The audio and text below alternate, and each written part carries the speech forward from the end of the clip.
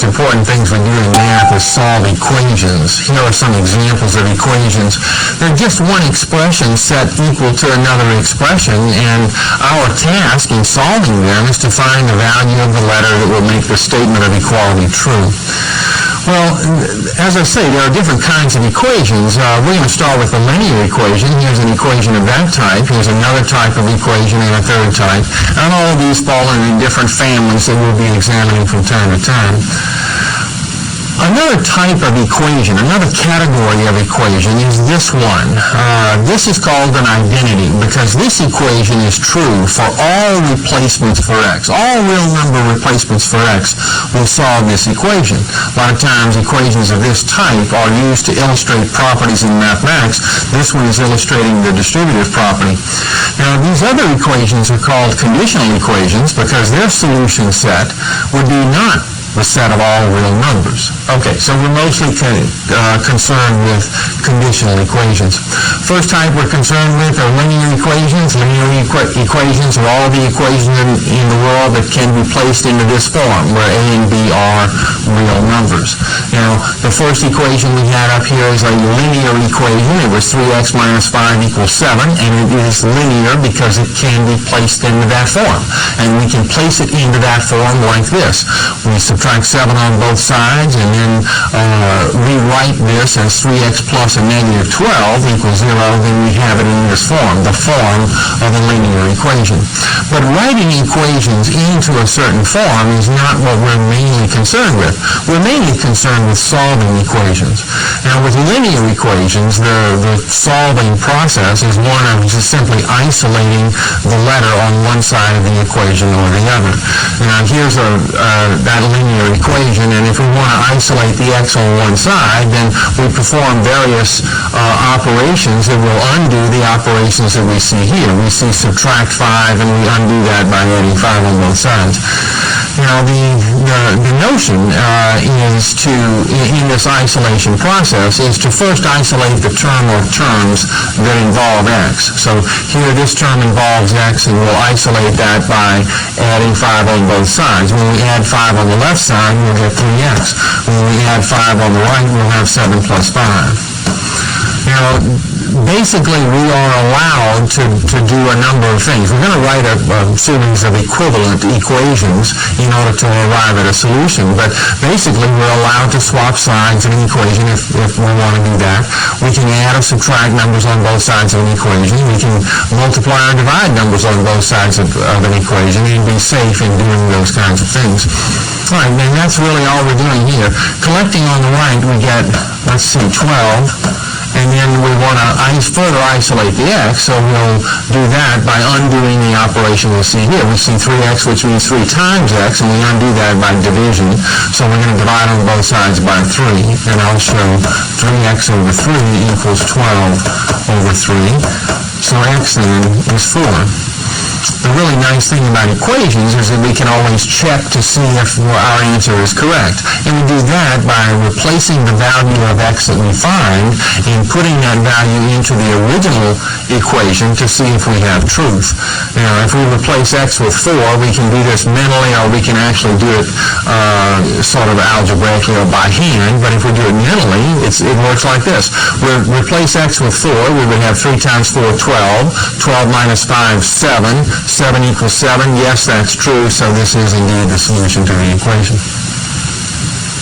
By the way, equations generally they can have one solution, they can have 2 solutions, they can have many solutions, they can have no solutions at all, and we'll be looking at equations that fall into each of those categories.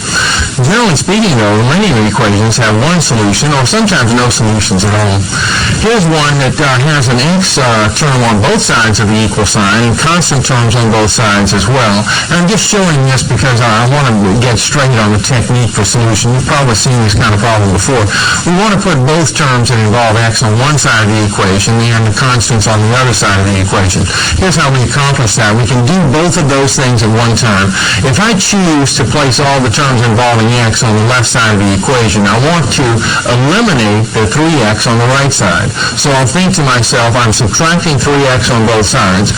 When I subtract 3x on the right, it'll disappear over there, and it'll make its appearance as minus 3x on the left side. Now at the same time, I want to remove the 3 from the left side, and I do that by subtracting 3 on both sides. And when I do that, this 3 disappears and makes its appearance as minus 3 on the right side. So I've done both things at once here. Collecting over here, I get 4x. Collecting on the right, I get negative 16. And then I want to divide on both sides by 4. The tendency here, when you have a simple equation like this, and you want to divide on both sides by a certain number, the tendency is to just draw a line and put a 4 here, draw a line and put a 4 here, rather than write another step. And pretty much you're safe in doing that as long as you're dealing with simple equations like this. However, a little bit later we're going to talk about solving inequalities, and when we get to the point of solving inequalities, if we have this kind of habit going on, then we could run into some rather serious difficulty in solving inequalities. So I suggest that you try to resist that temptation, and you go ahead and write the separate step that says, all right, I'm going to divide on both sides by 4, so I'll just quickly jot this down. It doesn't take an awful lot of extra time or space. These go out, and we have x equals negative 4. Once again, we could check by doing a substitution. Here's an equation involving fractions, and generally speaking, when fractions are involved in an equation, the first order of business is to clear the fractions by identifying a common denominator and multiplying through by that common denominator. Now here, the common denominator among the 5 and the 2 would be 10. So we would multiply through by 10, and we show that multiplication like this.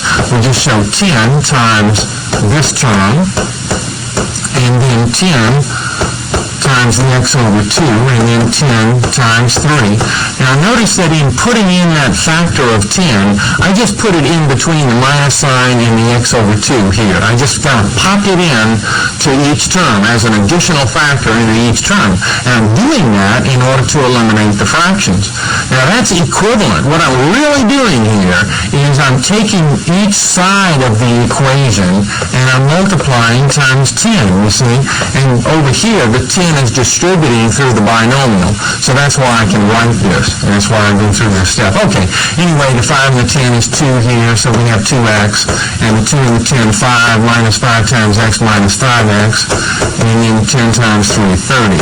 And then 2x minus 5x is minus 3x equals 30, and we want to divide on both sides by negative 3. So we run a step that shows the division of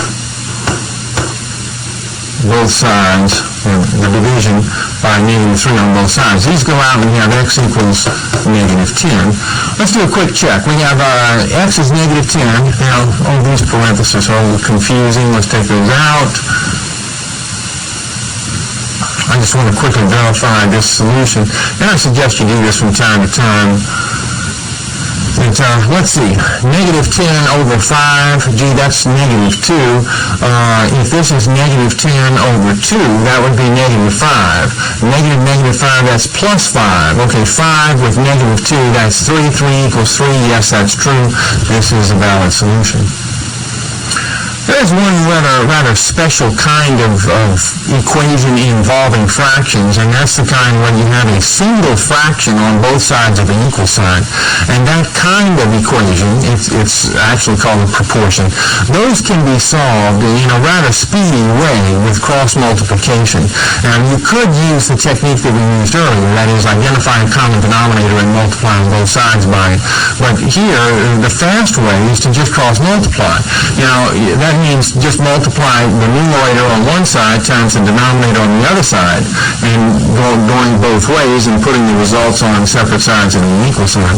Well, here, if I go this way first, I've got 2 times this, so it's 2 times 10x plus 3.